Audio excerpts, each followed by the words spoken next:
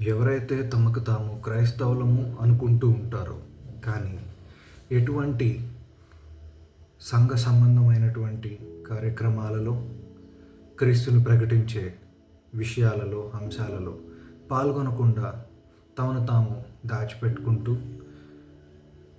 మౌన క్రైస్తవులుగా పరిగణించుకుంటూ ఉంటారో వారి విషయమై వాక్యం ఏం సెలవిస్తూ ఉన్నదంటే మత్తయి సువార్త 10వ అధ్యాయము 32 నుంచి 33 వచనాలలో మనుషుల ఎదుట నన్ను ఒప్పుకొని వాడెవడో పరలోకమందున్న నా తండ్రి ఎదుట నేనును వానిని ఒప్పుకొందును.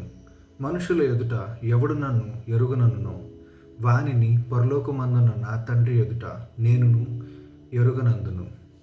కనుక దయచేసి ఆలోచించండి. క్రైస్తత్వంలో మౌన క్రైస్తత్వం అనేటువంటి అంశమేమీ లేదు. కనుక ఎవరెవరైతే తమను తాము క్రైస్తవులుగా భావిస్తూ ఉన్నారో వారు దయచేసి మీ సమయాన్ని సంఘ సంబంధమైన క్రీస్తు సంబంధమైన విషయాలలో వెచ్చించండి, దీవెనలు పొందుకొనండి. దేవుడు మిమ్మల్ని దీవించును గాక.